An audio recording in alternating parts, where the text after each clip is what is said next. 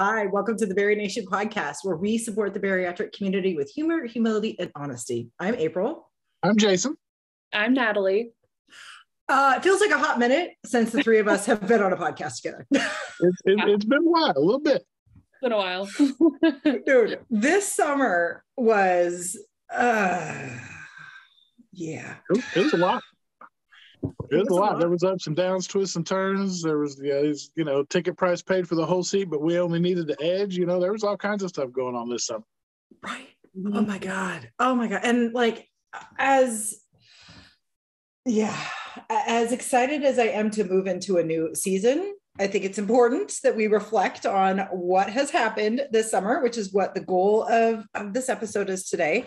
The three of us are just going to share, okay, what was summer? What was that? What the hell was that? What just happened? What just happened?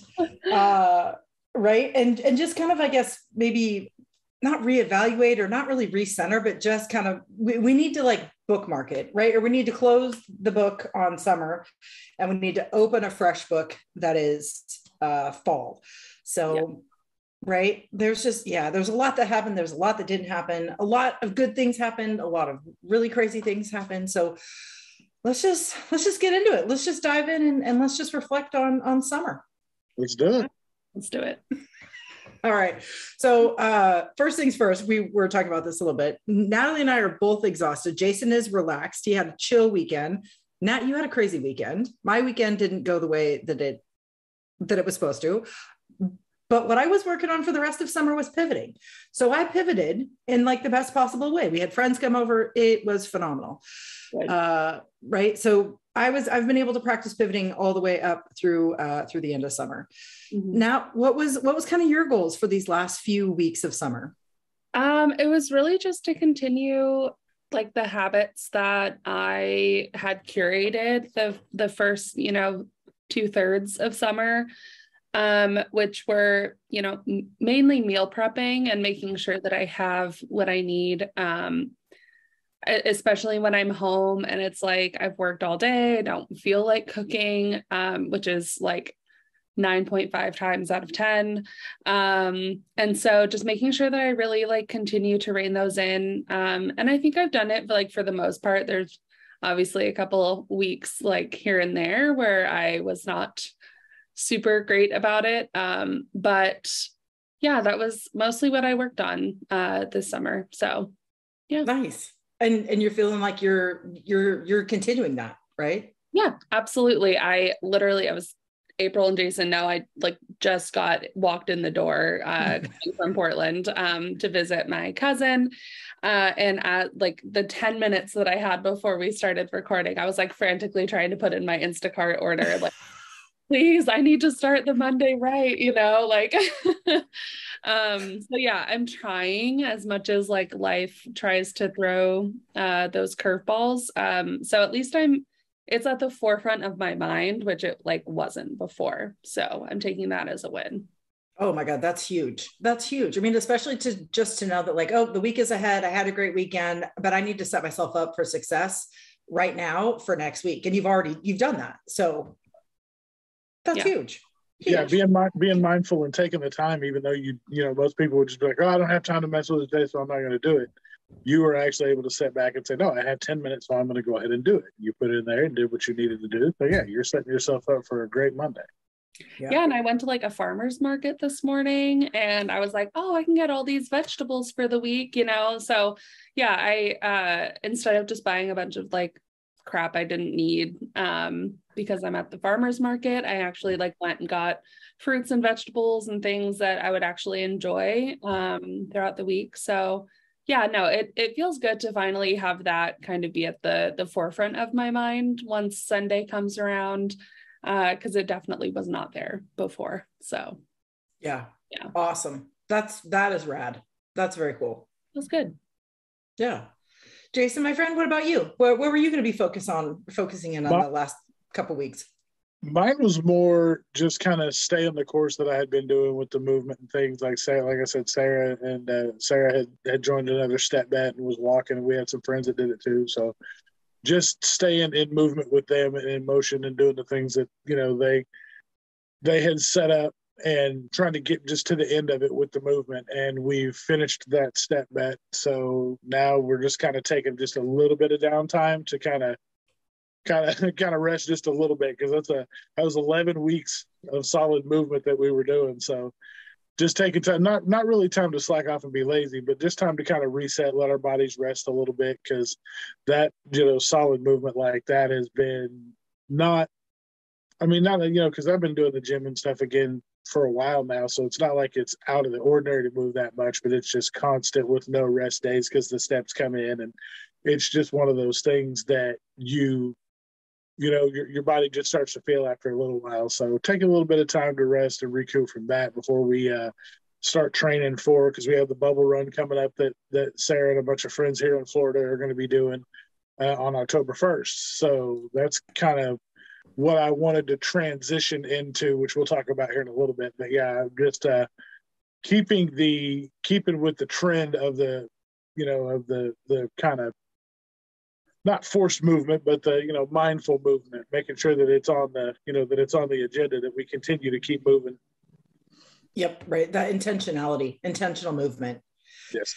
Yep. It's actually something that I know a lot of our our closer bariatric friends have been working on it, and all of the text strings that we're on. I know that intentional movement has been something that a lot of people have really focused on this summer and found a lot of joy in doing so. And it kind of sounds like you've done the same too, Jason. Like you're back at the gym, you're moving a lot more. Like this is just something that you're really starting to enjoy and look forward to every day. Yeah. What I found was that I really thought, when I had the downtime and not being able to go to the gym, I thought it was specifically the lifting part that I missed, because I was really starting to see changes in my body, and things were starting, like I was feeling stronger. Things were really starting to happen. But really what it is it's the overall goal of movement that I missed, because I wasn't really able to do a lot of, there wasn't a lot of walking or anything fast paced that I could do with my blood pressure, condition the way it was. So really it's about just the looking forward to getting up after work every day, getting up, putting my shoes on, going to the gym, and actually being out in the world and doing intentional movement, whether it be on the treadmill, on the weights, on the things. Like, I still love lifting, I still love seeing the progress, but it was legitimately just about the overall goal of intentional movement. Yep. I think that's really powerful too, because I think one of the biggest things in our community is intimidation for movement. Like, it has to be a certain thing, or it looks a certain way.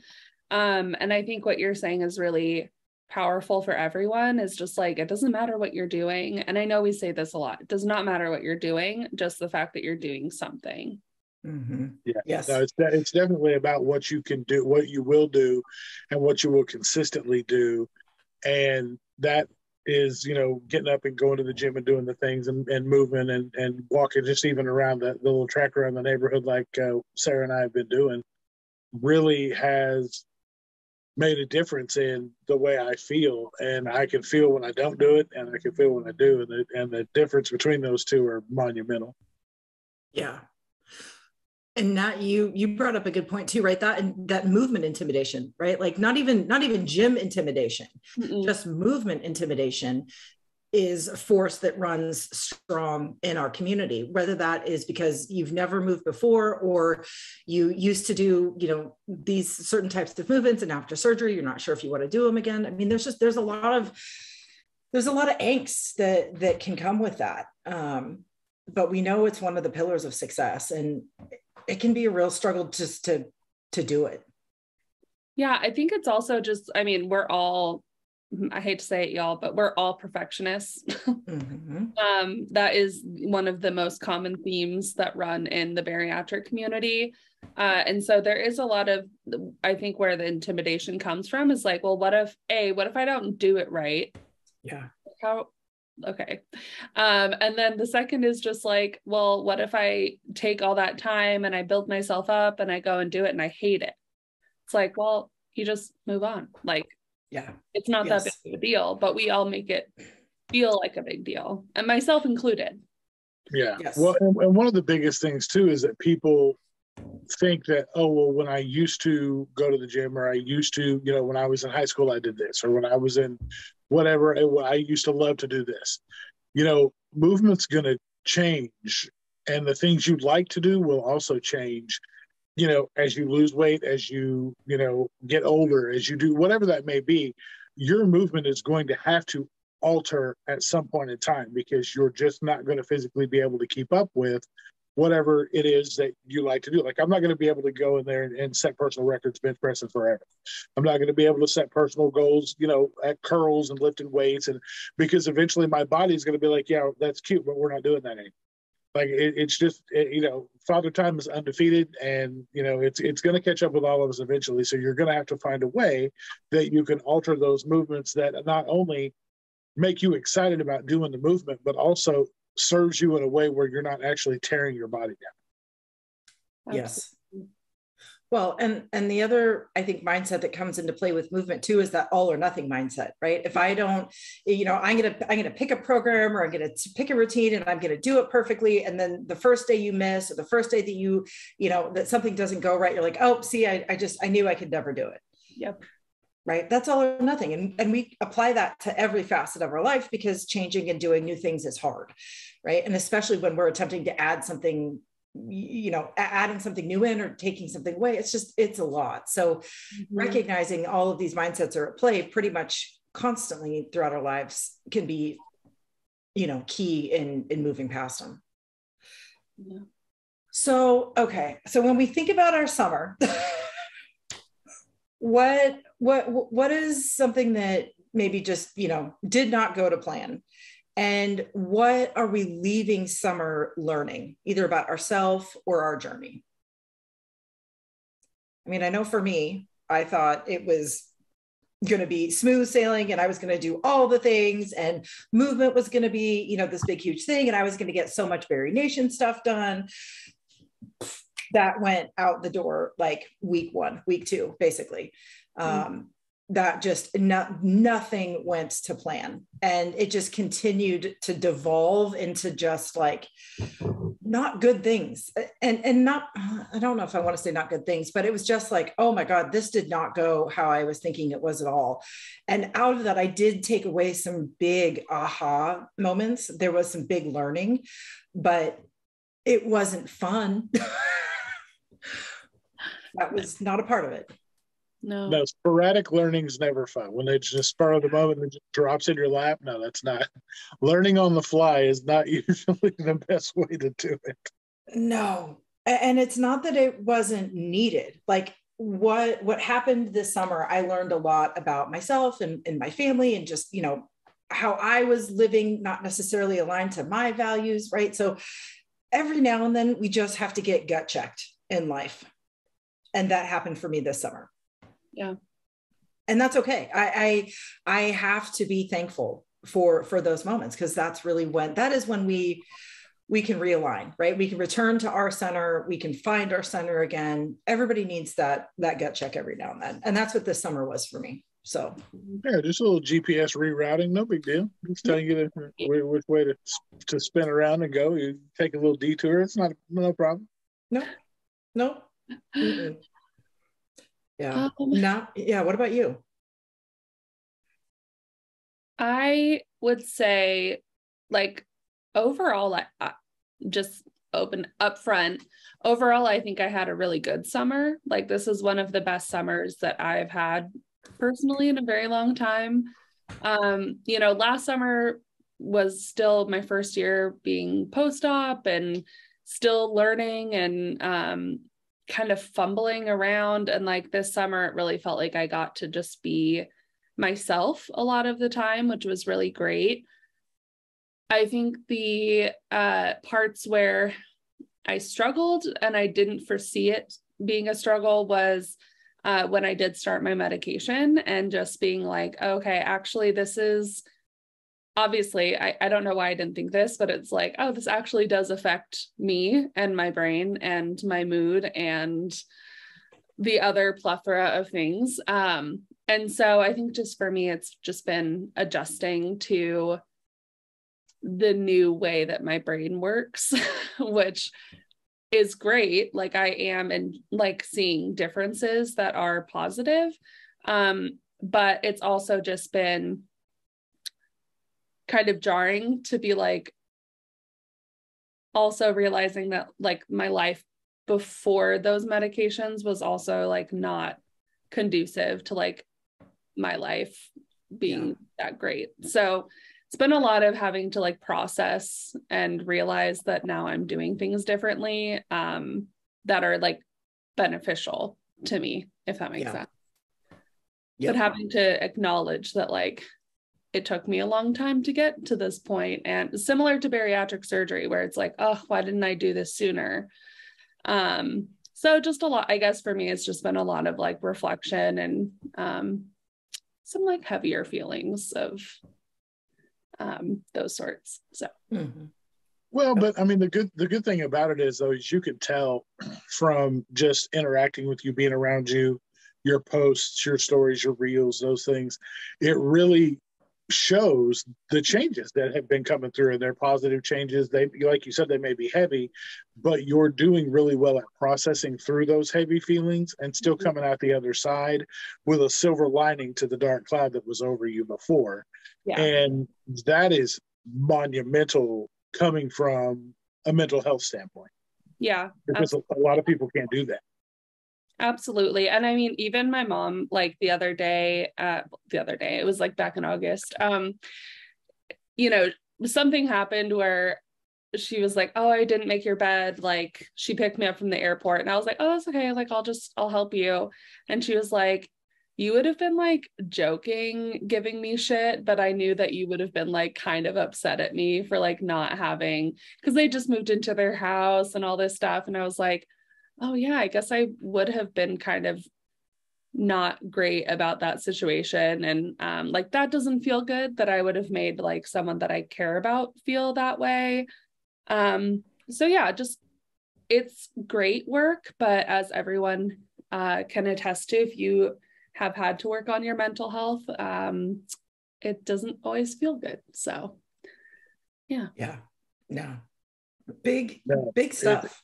It's the brutal honesty you have to have with yourself, especially as a former people pleaser, to know that you have hurt people in that way.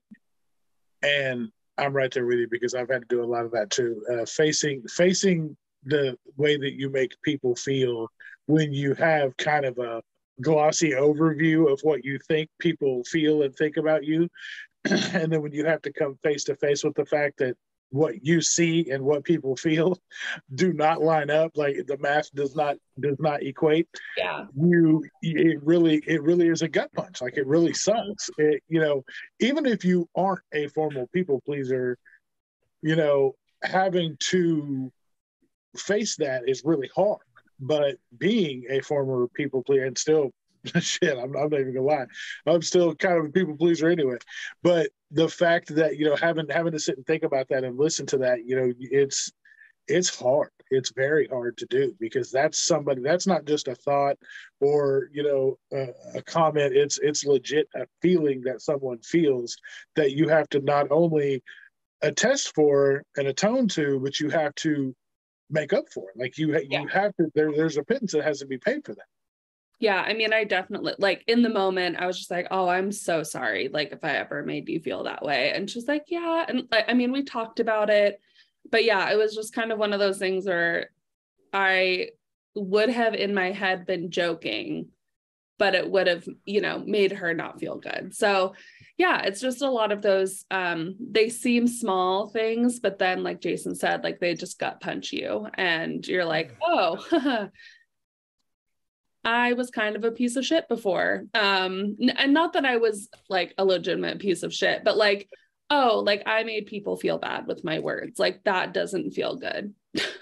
Well, it's kind of the misery loves company thing. Like you felt bad for them not doing something, so you want to make them feel bad for not doing what you feel bad for. It's just that whole thing. You just want to bring somebody into your space because nobody wants to feel that way alone. And it sucks, but it's one of those truth cards that nobody ever wants to play. But at the same time, it's like, I mean, you gotta own up to it eventually. Just be like, damn, that sucks, but my bad. Oh, I totally did too. I was like, oh, that would suck if I ever, like, if someone said that to me, like, I'm so sorry. And she's my mom, so she forgave me instantly. But I was like, no, but I really, like, I want you to know that I actually am sorry. Like, so yeah, it just a little, like, couple of those things, like, throughout the summer since starting my medication have bubbled up, and I've just had to kind of process a lot. So Dude, that oh my God, I even forgot about this because there was so much that happened in my summer. But I had some of my closest friends call me on some of my behaviors or actions or things that I said. And thank God they love me and they know that I do not want, they know that that's not who I am. But right. Some of the things I was saying or doing, they were like, hey, that actually, like, you hurt my feelings, like, yeah. Or, you just for them to be like, no, you do that all the time. And I'm like, what? And then you're just like, cool. Okay. So I am a total, like you said, that I am just a piece of shit. Like, how were you people ever friends with me? And then you're just like, you start doing that math and you're going, oh my God, I've done this forever. Yeah. My whole life. Yes, but thank God these people are in our lives who love us. Mm-hmm. And for whatever reason, they saw a window open where they could talk to us about it and they took it. Mm-hmm. Yeah. Like that moment too also kind of made me feel like if someone does make me feel bad, like I am allowed to tell people that they made me feel bad. Like it goes both ways. Which my family is very good at, just the, like, we're not going to talk about it. We'll just move on. I love you, like, whatever. But that moment I was like, oh, but like, I could tell my mom that hurt my feeling, like something she said hurt my feelings too.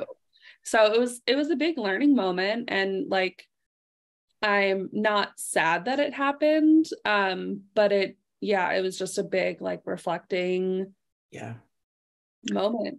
Yeah. Well, and I mean, and like April said, thank God we have those people that love us to the point that we can, they can call us on our shit and we'll, still be there, because a lot of times that is our fear. Like we just want to let shit wash over because we're afraid of losing our friends or our circle or our family or whatever that may be. But now, like, much to what you said, you have to be able to stand up and say, hey, for fear of losing that friend, be like, hey, what you said hurt my feeling. I don't appreciate that. I don't enjoy that. So if we can move forward and not do that, whatever that may be, that's going to be great. Because at the end of the day, nobody wants to hurt anybody's feelings. So as soon as they find out what's going on, like, they're going to want to adjust that behavior. And, some people may be a little shocked that you called them out on it at first, but that's not something that you can't work through with that person, whoever that may be, and try to move to a more amicable situation where you can get on the other side of that, and things will be better for the next time something like that comes up. Yeah.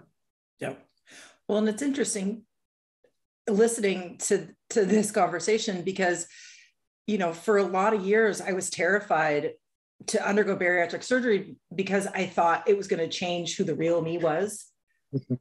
Right. And then all of a sudden you have these conversations with your friends and your loved ones and you're like, oh shit, has it changed me? Like, what, have I always been doing this? Is this like a new behavior? Like, oh my, right. Like all these things start messing with your head and with your emotions. And it is scary because I think for me this summer, I guess I really had to come to grips with that big question. Like, okay, has surgery changed me?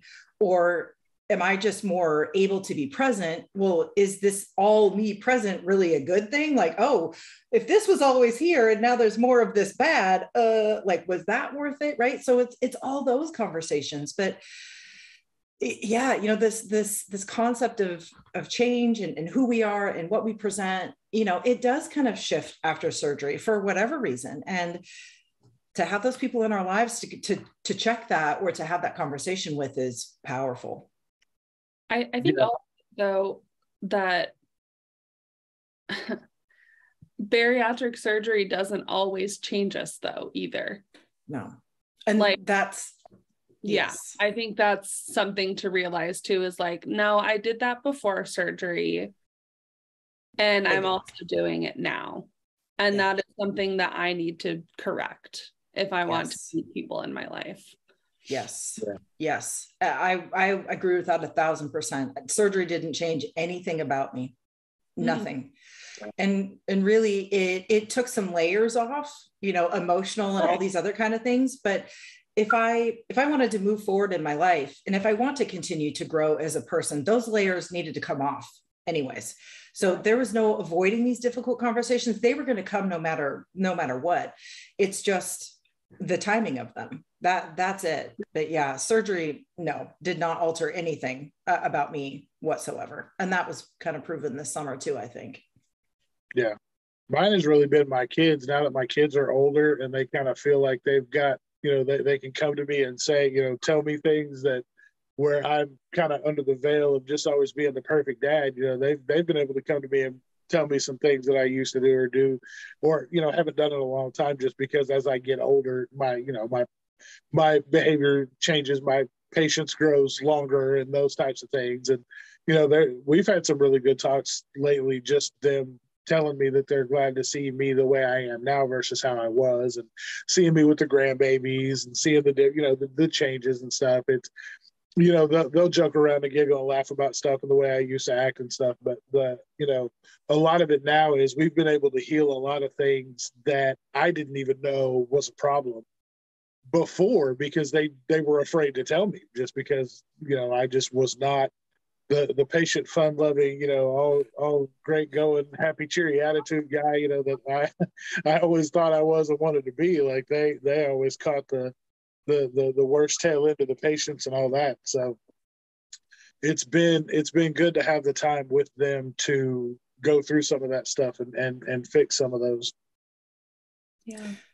Well, and I would imagine too that, I mean, again, when your brain is so maxed out with food or thinking about food and worrying and health, right? Like when you are living the obese life, that just takes all of your energies. Mm-hmm. So it's not surprising that we don't have a lot left over at the end of the day for people that we love, because we have to spend so much of our time and energy focusing on that.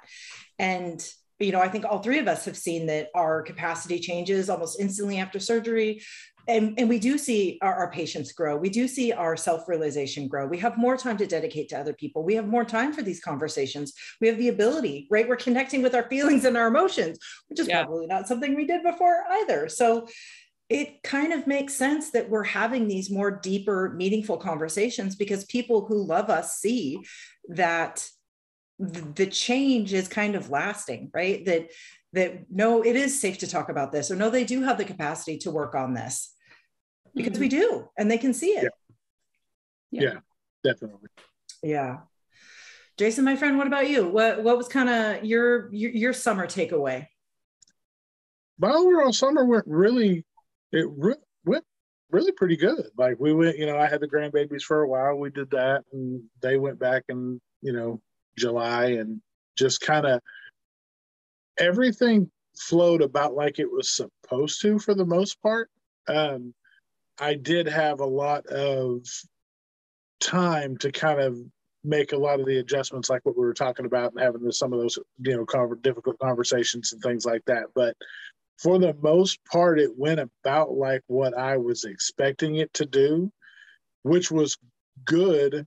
And then we also had, you know, like I said, a lot of the movement and stuff that we've been doing. So we've kind of been busy running and gunning pretty much the whole summer. Mm-hmm. So, I mean, honestly, it pretty much all went to plan, which was good for me. But, you know, the one thing that I noticed being for this summer is I got to, you know, we drove home to pick up the girls. So we got a little bit of time with family and friends and things. Like we had one whole day to see everybody. But it just, you know, what I realized is not being as connected to, you know, my Barry fam, all my close people, you guys, and the people that we've come to know and love, you know, deeply, is that shit's weighing on me pretty hard. Like I get to these points where we see each other so much and we connect, and there's so many little events going on, so we're around each other a lot, and then it just stops, and then you're just like, well, okay, what do we do now? And then it's like, you know, we talk and we have these meetings and we do stuff and we get to be together, you know, not near as much as we wanted to. Like we had that stretch over the summer where you had so much going on, like it was hard to even connect with you. But it, you know, Natalie and I getting to step up and be there with you and for you and you know, surround you with as much love as we could really helped me get through the point of not being able to actually see you guys and be with you guys. But my tank is pretty damn empty, and I need to be that's kind of going to be my goal coming up, is I got to surround myself with as much Barry fam as possible, because I love my regular family and friends and people that, you know, are on my everyday life and have been here for me forever. But it's just like, you know, like we always say, it's just different when you're around, you know, your Barry fam is just completely different than being around everybody else. So. Absolutely. I feel that on like such a big level. Like I like you, Jason, took a lot of time this summer to be with my family. You know, I would go on a weekend trip like I did this weekend or something like that, where I would just be like, I'm not really going to be on social media. I'm just going to enjoy time with my family, which I thoroughly enjoyed. And in a way it did refuel me, but it was also like kind of like the wrong fuel for the wrong tank, if that makes sense. Like I was trying to fill the void of like missing my Barry family with like my friends and family, like my OG friends and family, but it just wasn't the right type of fuel. And so I'm feeling like I burn out of that very quickly. Obviously, I love my family and like I love hanging out with them. They're some of my best friends, and my best friends are my best friends for a reason. But it hits different. It's different when you can hang out with your bariatric family. And it refuels me in the bariatric sense. Yeah, the balance just kind of seems off. Yeah. Dude, I never put this together. Yeah. I'm feeling the exact same way. Yeah. Oh my. Yeah, like I have 2 tanks and I'm trying, like my family, friends and family is like full. So I'm like, oh, maybe I'll just like add some to my other tank. Like that'll be fine. And it's like you burn through that real quick because it's the wrong kind of gas. Oh my God. Yeah. It's like putting regular gas in a diesel truck. It ain't gonna work. Not gonna work. Oh my God. Well, in this summer, this was the first summer, well, in three years since surgery that I had not physically seen anybody in our bariatric community. And we had plans to do so, and none of that happened. None of it happened. And then in August, I was just around my family, my immediate family. And that has not happened in years. And it was wonderful. And then it was also just like, what the hell? Yeah. What? Like, I got to get out of here. I mean, I was literally just like. And that's the thing, like when we're around each other and like the whole Barry fam is out kicking it, like there's never a time where we're like, okay, we're done. Like nobody ever wants to go to sleep. Like we're always all nighting it. Like like when you finally have to go to bed, you're like, I don't want to go to bed, but okay. Like, and like what we say the last night before we went to bed, like Nat said, is like, that means it's over. Like, no, I don't want to do that. I don't want it to be over. Yep.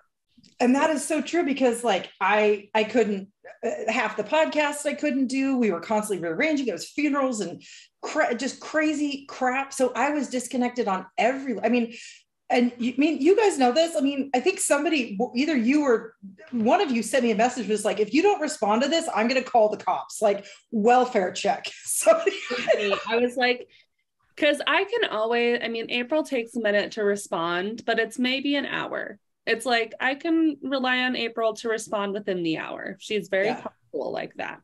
And there were like days / weeks where I was like, my spidey senses were like at an all-time high, because I was like, I need to talk to April so that she's alive. Like, I just know that she's alive.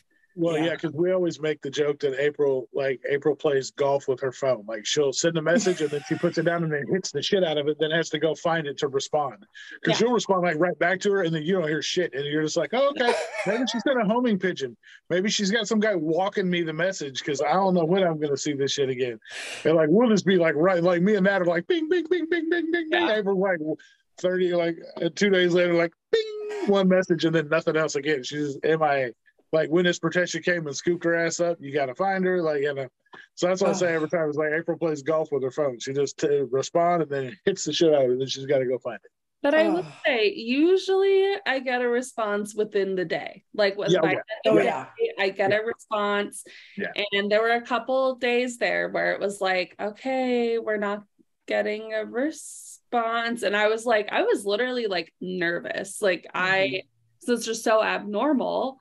Yeah. I mean, that was like a really, and I know it was hard on like literally all of us in this podcast right now. Like, but that was one of those moments where I was like, April, I just need a response. Give me a thumbs up. Give me like, no, you're going through it, but I still need like a hey. Need a K, like send a K. Only time I'll be okay with a K. Like I just need something. The only time I'd be okay with that, sure, period. Yeah. Dude, I never put that together, but that is so true. That is so true. And I feel like I didn't ghost the community because I was struggling with anything in my journey. I ghosted the community because there was just so much going on, right? In my personal life, and that grief and moving through all, I mean, this summer was just, for me, it was kind of a big deal. It was almost like the book closed on an era of my life, right? Like a whole fucking era. And when that happened, I just could not wrap my brain around it. And then, it's like opening a book to a new era. And it's like, I don't think I want this book. Like, this book sucks. I don't want to read this. This is not my jam. Because you had said that you've never, like, that was your first, like, traumatic loss. That's the closest loss that traumatic loss that you've suffered. Well, yeah. And to be with him when he died, to walk him home was a gift, a true gift. But that just hit on a very different level. So, walking somebody through that, being so involved with that, and then realizing just what his passing meant for myself and my family. And it really was like the era, like, holy shit, like that was my childhood. My childhood kind of like died with him. And it was just a lot. It was just a lot. And then on top of just, stuff with family. I mean, it was just, And that was.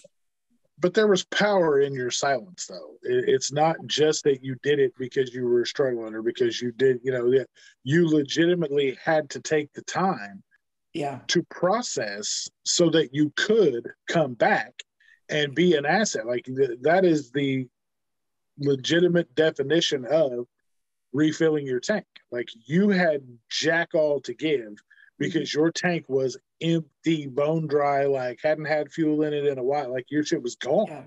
So showing people, even in your position in the community and how, powerful and important you are, you were able to say, hey, look, this is what it is. Like, I got to go. Like, I got to David Copperfield for a minute.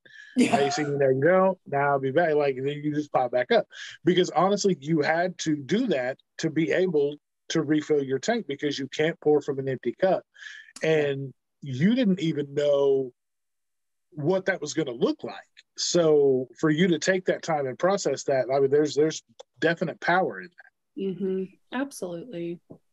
And, and I was proud of parts of how I moved through that. I'm not proud of all of the parts. I relied on alcohol more so than I have, I think, ever in my life. Mm-hmm. I didn't turn to food. I did turn to help. I did turn into my emotions, right? I mean, I know I processed some of that with you guys personally. I was glad to be able to do that. And the other thing that was just freaking weird is that, when you work so hard to build something, you're really worried that if something like that happens, it's all going to fall apart. And the fact that not only did it not fall apart, it continued on exactly as it was supposed to. I mean, it was like, nope, we're good. We got this, no. Like, I think from, an outsider's perspective, it didn't look like anything was happening whatsoever. Mm-hmm. And that made me just so thankful for what we have built, not only as like a company, but just as friends and as a community. It's like, no, like, one person is not the linchpin, and that's never the goal, right? The goal is that the community is there to support you and others as you move through it. And that is exactly what happened. And, the other thing that was interesting for me too, is that I'm just a person who is a bariatric patient and a member of the community. And I didn't realize, I guess, the void that was kind of left when I stepped away. And I was just so thankful that so many people let me know that I was missed, right? It wasn't feeling bad. Like, nobody was making me feel bad. Nobody was shaming me. It wasn't any of that. It was just so many people were like, hey, I know that you're missing. Yeah. That was odd. I guess in a good way, because you just, we always say like your story matters and your voice matters, and it does. And then to have people, I guess, just confirm that was a very uplifting experience. And really what you said, Jason, is I think that's kind of why I'm feeling like I'm not hitting on all cylinders yet, because I just haven't fully come back. And I guess I'm just trying to figure out like, what is my role and how can I be valuable? And I guess sometimes I just think like, well, that worked for before, maybe it's not going to work now. So it's almost like you kind of have to reinvent yourself when you've had such a shaking of your own foundation. No, absolutely. And that's hard. And it's been a struggle, because I definitely feel like I'm still not there. I'm still misstepping and I don't have my footing yet. And it's just going to be a while, I think. Yeah. I was going to say, you won't feel like, and this is not to sound like crazy or intimidating or meant to scare anyone, but it's like when you go through such an immense loss, you're never going to be the same as you were before that loss. Yeah. Just like with bariatric surgery, we're never going to be the exact same person before bariatric surgery.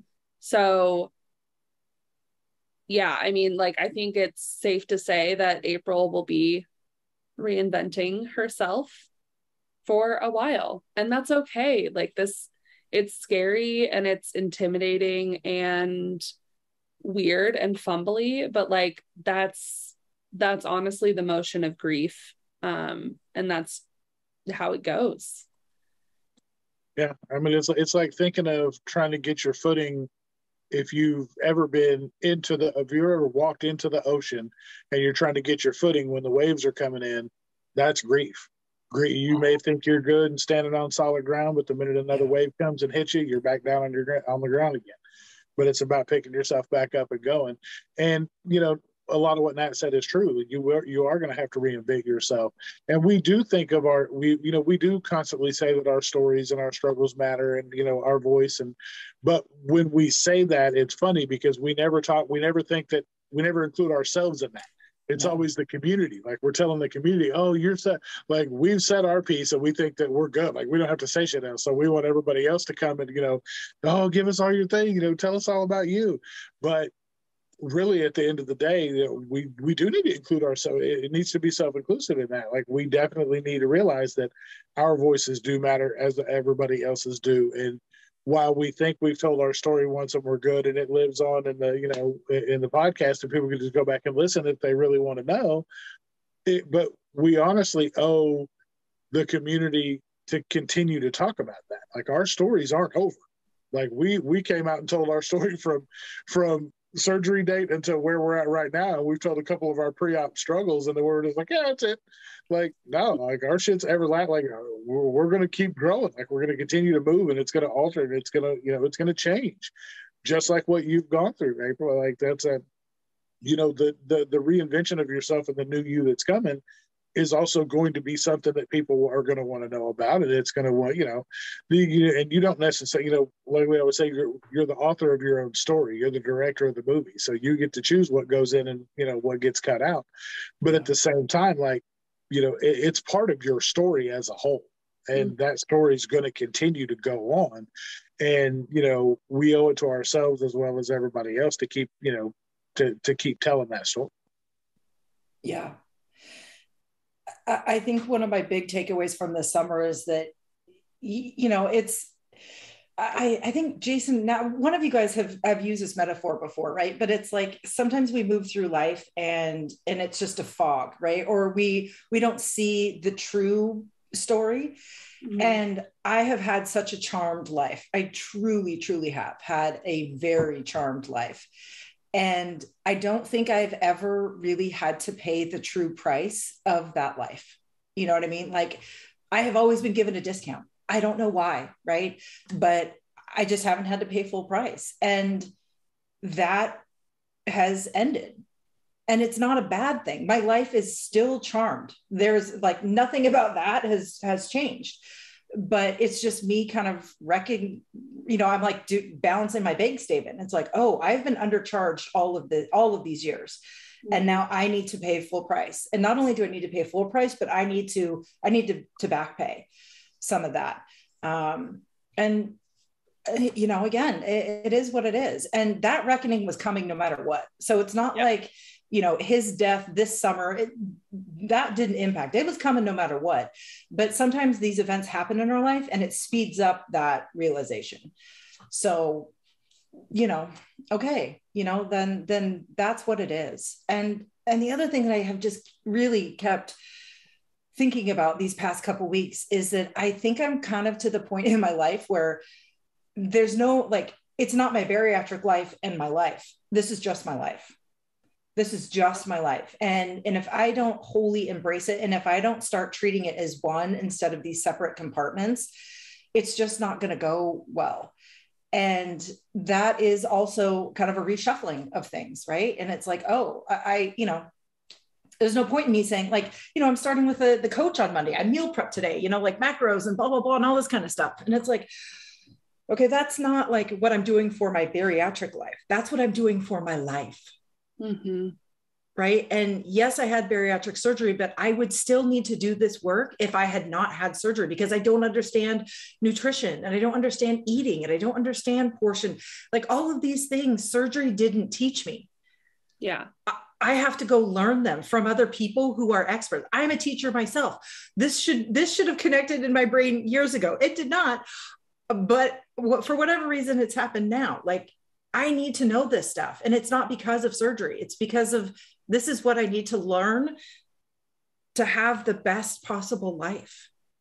Yeah. Well, and being a bariatric patient's not like, it doesn't define you. It is not your existence. It's not who, you're not, you carry the label forever. Like you are a bariatric patient. Yes. But like you said, there's so much of our bariatric journey that aligns with our regular everyday life. Eventually, as you get enough years out, it's just your life. Like you have to do all of those things, vitamins and macros and meal prepping, and those things just become a part of your everyday life. Absolutely. I think that's the other part of my summer too, April, is like, oh, this summer, I was able to just be Natalie, right? Like, yes, it wasn't Natalie, the bariatric patient. It was just Natalie. Like that's never happened before in my life, ever. And I think that that's where, like what you're going through, April, it's like, you have to realize and just meld the two, because now that's just who you are. Yes. I kind of feel like for so many years I was, I don't know, it's almost like, you're driving multiple cars for some reason, right? And every time you look over at the other car, you think that it's a completely separate reality. And just in these last couple of weeks, I've really started to realize, oh no, I'm looking at a mirror. Yeah. It's a mirror. It's the same life that is reflecting back on me. I've been treating it like they were all of these different vehicles. And it's not. And it's time to start treating it as one and the same, and bring them together, and just start, I guess, just getting more serious about everything. It's time for me. And this summer has really made that clear. But also maybe not being as serious. That's also what I've learned this summer, is like, it's still life. Like, it's still fun, and like good things are going to happen. You're not always being punished because you were obese and that you have obesity, I think being able to balance the two of like, yes, I take my life and my bariatric portion of my life very seriously, but also at the same time, like, it's like you're saying, it's one life. So like, have fun, like, just live your life. And I guess what I'm feeling is I've taken a lot of things for granted for too long. So that's the part that I need to get serious about. And I think by me, embracing that reality and acknowledging it, and, and paying full price and paying it back, it means that I will have the ability to have more fun, and I will enjoy that fun more because I know that I've earned it, or it's, I've earned it, I guess. It's a deserved thing. You're going to feel like you deserve it because you've put the work in, and that's this is your reward for all the things that you've done. Yeah. And it's not that I didn't work hard before. It isn't any of that. It's just like, when all of a sudden somebody's been, it's like, oh, I thought I was paying full price this whole time. Oh, I haven't been. Oh shit. Let me fix that. Like, no, I want to pay full price like everybody else. So it's the difference between a gift, which is always appreciated, and something that you worked your ass off for to get. It always just means a little bit more when you work hard for it than it is if somebody just gives it to you. Like, the gifts are always appreciated. It's the sentiment, the thought. Those are always amazing things. But it's just different. Like, my brother was gifted a Jeep when he turned 16, and he tore it all to shit. I worked all summer long and bought my first car, which was a 78 Cutlass, and it was a bucket. And I treated it like it was like just amazing, because I bought it off a little old man, and I was like, hey, look, this is mine because I paid for it. I worked hard for it, and, drove the hell out of it. But, it's just the difference in the way I treated what I worked for and what he treated, how he treated what he was gifted. Yep. I mean, you guys know, I've had a lot of gifts in my life. You guys know me personally very well. I've had a lot of gifts in my life. And one of my favorite sayings is, it's one thing to get a gift. It's another thing to keep the gift. And, and I feel like I have always worked really hard to keep the gifts that have been given to me. It has just become more apparent to me that I could do more, and I need to do more. Mm-hmm. And that's how I can keep the gifts. It's just like, it's one thing to be like, you're doing it. Okay. But it's another thing to do it well, or to do it in a way that really aligns to your values. And and there was just things happened this summer, and my values were tested, and I didn't respond in the way that I thought I would have. So it's like, oh, okay. Things are off. Things are off in my personal world. And again, it's that gut check. It's needed. It's necessary. And there's nothing wrong with taking that inventory when you're faced with it, because a lot of times we're flying, like I said, under the impression that we're doing things the right way. And if you're on autopilot through those things, you don't know that you're not doing it. Like you said, it had to come up for you to, your values to be tested, for you to realize, oh shit, I have to take this inventory because there's something not right. And it's a hard conversation to have, like we said, but we can have hard conversations. We can do hard things. We can process those tough emotions, but don't get down on yourself when those things happen. It's okay to be disappointed and say, well, shit, I thought I was doing things the right way. But sitting in that disappointment isn't going to help change you moving forward. You're going to have to take the action. You're going to have to evaluate it, go through the checklist, and be like, oh, it's the same thing as tracking. You can't change the data without the data in the first place. So you figure out where the missteps are, you figure out where you're coming up short, and you just make up for it moving forward. That's all you can do. Yeah. Well, it really kind of sounds like all three of us, we face some things, some mini reckonings, just, we face some things this summer. And instead of us kicking the can down the road, we decided to pick up the can and throw it away. Like, nope, we're going to deal with this, even though it's going to be uncomfortable, even though this isn't the time or the place, like none of this is what we wanted, but we're done kicking the can down the road. Life never happened. Something I'm learning this year, life never goes to plan, ever. Well, and the biggest thing that I've realized is I can't tell somebody else how I made them feel. So if somebody comes to me and says, hey, guess what? You did A, B, and C, or you made me feel A, B. I can't be like, no, I didn't. Like, I can say, I didn't mean to. That wasn't my intention. But I cannot tell somebody else how I made them feel. That's not how it works. No. Nope. And the work there after somebody says that to you is you have to make the decision you have to learn what you did to make them feel that way, and then consciously never act or say or do those things again. Because now right? It's like that Maya Angelou quote, right? Once we know, we can do better. I'm completely butchering it. I apologize. Yeah. Hard. Man, okay. Who would have known that this was what our summers were going to be, or like this is what we were actually learning and doing this summer, right? Every time you think that something is not related to your bariatric journey, it absolutely is related to it at the core, which is just bananas. That everything. April, it's one. Oh my God, it's one. Jesus Christ. Those two lanes merged a long time ago. Those two lanes merged a long time ago. Oh man, yeah, they did, and I just didn't realize it. Yep. I don't know. It's all good. No, you don't realize it until it smacks you in the face, and then you're like, "Oh yeah, that's cool." Cool. Okay. Right. But again, I know that this is the work that we all have to do if we want to find success after bariatric surgery. And how the hell do you tell somebody this is actually what the work is? You just think you're going to eat less and never be hungry. Nobody would have surgery if this is what we sold them ahead of time. They'd be like, shit, I don't want to go through all that shit. I was in the paid membership of Bari Nation, I lead the pre-op group, and it's hard because I have to balance and be like, it's not going to be what you think it is, but you should do it. You should still do it. It's going to be the deepest, darkest hole you've ever fallen into. But guess what? Great. It's great.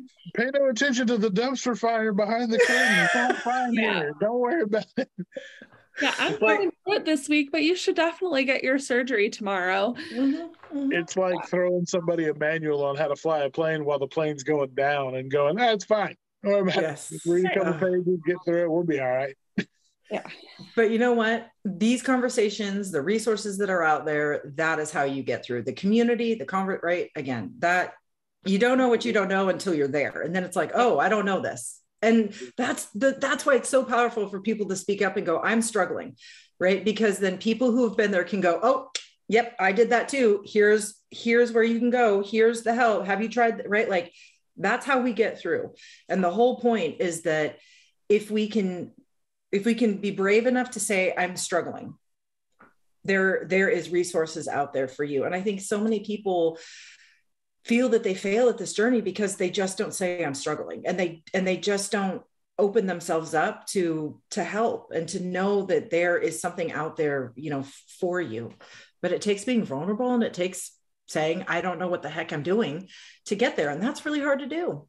Oh, 100%. And I can tell you right now, my darkest day post-op is nothing compared to how horrible it was pre-op. So I would do this 1,000 times over again. There's not a day, there's not a journey I wouldn't walk post-op that I had done. I'd do it 100 times again and again, because I can promise you the struggles that I have had post-op have been so much easier to process and deal with because of the mental clarity I got from, being post-op.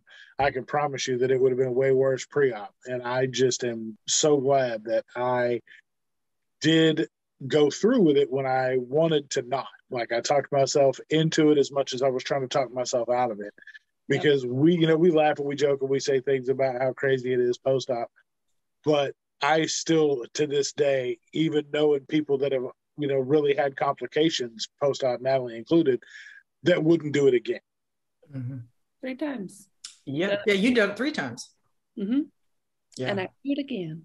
Boom. All right, my friends. Final question. What are we focusing on in the fall? Or what are we taking forward? What are we bringing into this new season?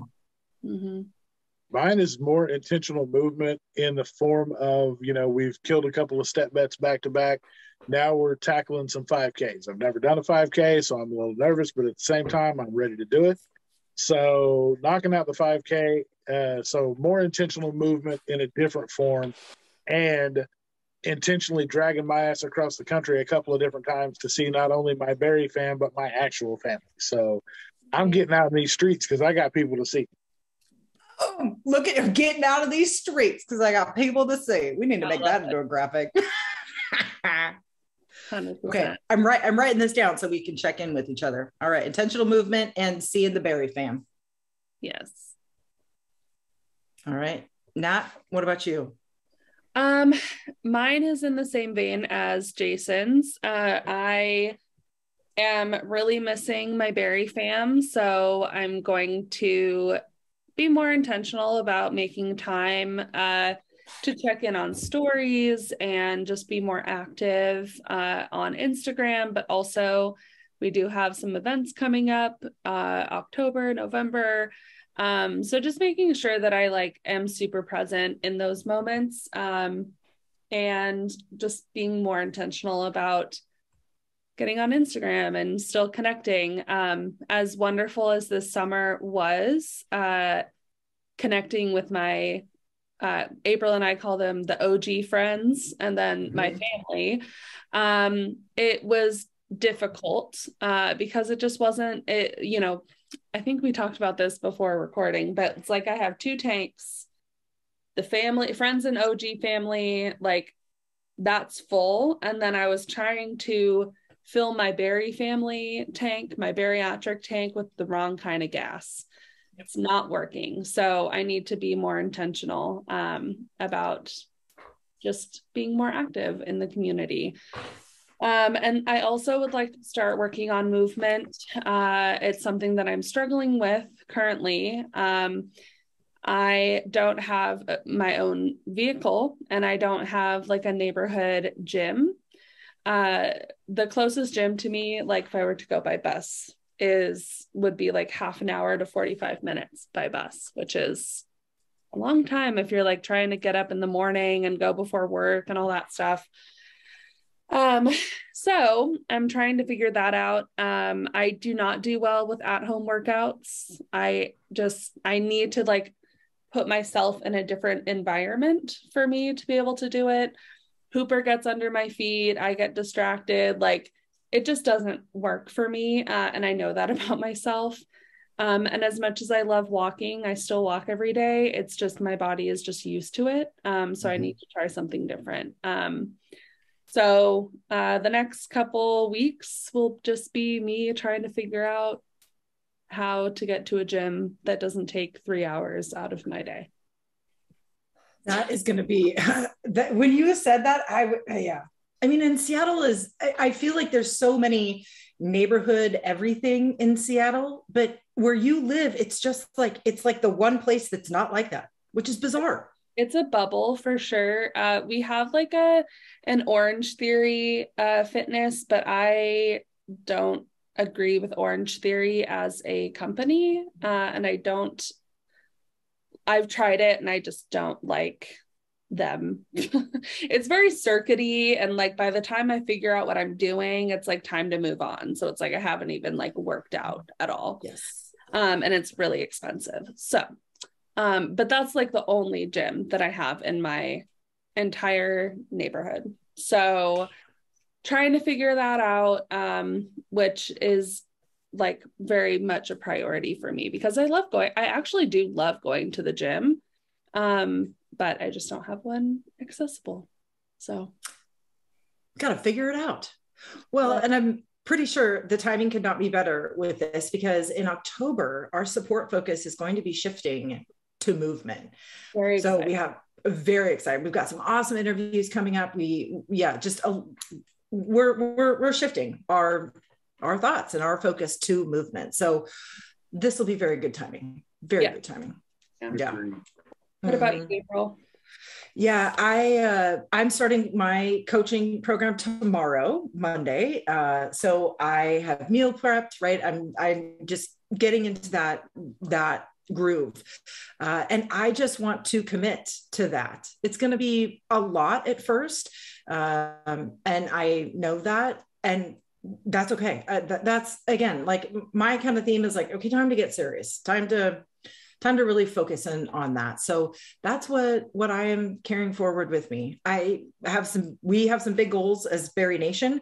We got a lot of things that we want to get done in the remainder of this year. We've got travel, we've got a big move kind of coming up. And in order for that to happen, I have to be very intentional with my time. And I need to really block these things in. I just got to get serious. So I think this is going to be my season for being serious. And that's okay. I have some serious fun planned, and I have some serious work, there too. So that's what I'm carrying forward. Yeah. It's also our 1 year of being Berry Nation in November. That I can't even wrap my brain around. Me neither. So keep your eyes peeled. There's going to be some fun stuff. Oh, yes. November specifically.